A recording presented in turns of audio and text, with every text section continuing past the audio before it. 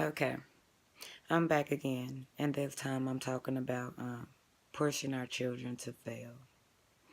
And please know my heart when I say that it's never to say that we intentionally set our kids up for failure. But I say it to say because we don't have that real life conversation. I don't know how other people are with their kids, but for a long time I did not have real life conversations with my children. Um, I handled everything and I did not really so much let them know what was going on. I would tell them what they needed to do and what they should not do. I did not so much explain to them why they should not do it and the reason why I say they should not do it. We have grown up with the mentality of we don't owe an explanation to children. But children are like sponges, they learn everything.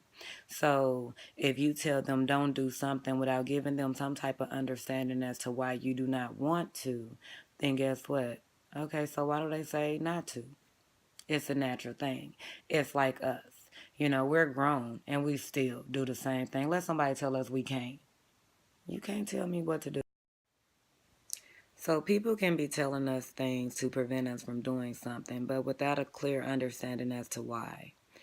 Um, so that's the reason why I say that we push our children to fail. Like we say things like save yourself until marriage, and this is what the Bible say.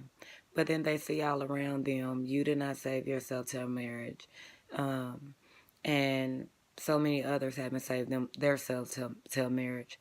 So instead of them looking at it as words of wisdom, they look at it as we're trying to live our life through them, making up for mistakes that we made, and things like that. And but the truth of the matter is just they don't have a clear understanding as to why. And if we just had that conversation, well, the reason why I say save yourself till marriage, because, this is what happened to me in my experience, with it. When I opened myself up to that, I lost focus on the things that was important because I was more focused on what was that person doing. Um, I was so focused on spending time with that person to where I was not studying or I was not doing X, Y, and Z. So it became a distraction. And something that is good for you would not be a distraction, but it would increase you. Um, just give other situations, um, me not knowing a lot or not really being mindful to the information that was given to me previously. When I lost my virginity, I got pregnant. And so be mindful of that if you do decide to make that step, which I'm hoping that you do save yourself until marriage. But if you do decide to make that step, I want you to protect yourself. And these are the avenues that you protect yourself. It's not so much giving them the tools to do it, but if you do it, I'd rather you be safe. Being that we have lived through life and we realize that being that our mothers did not just freely let us do what we wanted to do, we snuck around, and in turn sneaking around, we did not have all the tools that was needed at that time to protect us. Um, and so I feel like if we just generally have that conversation, we would increase their knowledge to where when they get in situations, they can make a conscious decision instead of just going off of, what they said not to do it. I wonder why, and then go for it. So have that conversation. And let them know it would be ideal for you to wait, because then when you do experience something, you experience it with your husband to where you're not comparing and things like that to anyone else, because your husband is all you know, and he is all you know. And that is the benefits of waiting until you're married. But if you are not able to, please, always try to have the right tools. Always be open to come talk to me so I can try to give you as much information as I can for you to protect yourself um, the best way that you can. Um, uh, okay. Okay. Um, I'm back again.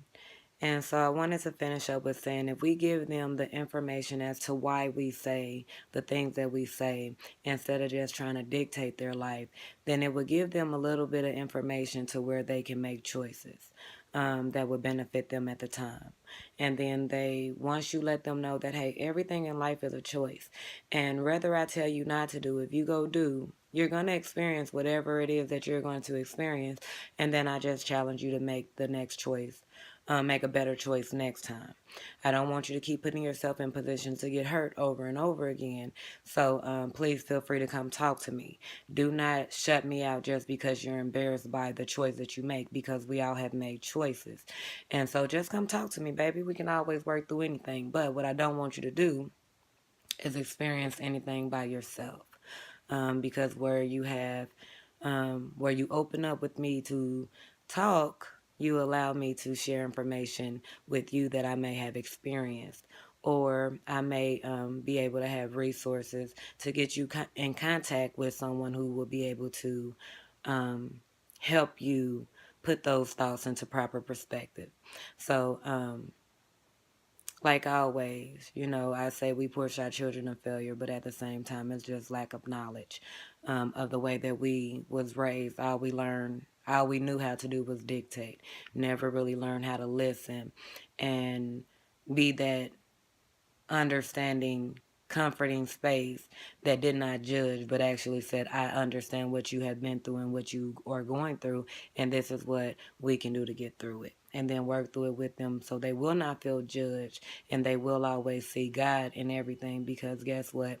When your time on this earth has expired, then what they have learned with you, they will tend to judge God accordingly. And I say that just because that is what I did. What the love and the gentle correction that my mother gave me when I felt like I was alone and I did not have no one there for me. And when I would read the Word of God, um, I would see what my mother was in it. And that's what I look at God as now. That gentle correction. He don't condemn me. He let me know, that didn't feel good, did it? Okay, don't do that no more.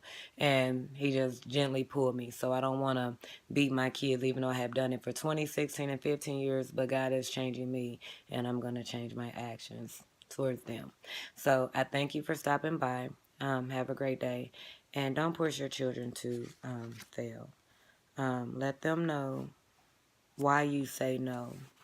Let them know, even though we may say that we don't owe a child no explanation, but at the end of the day, just like we would like an explanation, they need one too, to help them actually put into perspective what the experiences that they will be going through in life.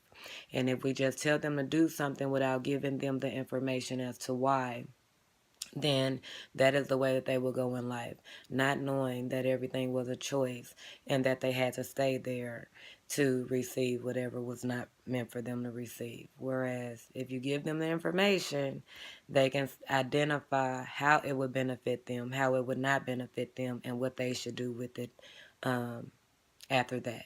So it would allow them to process the serenity prayer, because that's exactly what it is, processing the serenity prayer. So help them process the serenity prayer by identifying with them that you have most likely experienced what they have experienced, and that you are willing to talk to them and listen and give them fruits of knowledge if they're willing to receive it. So you have a great day. Bye.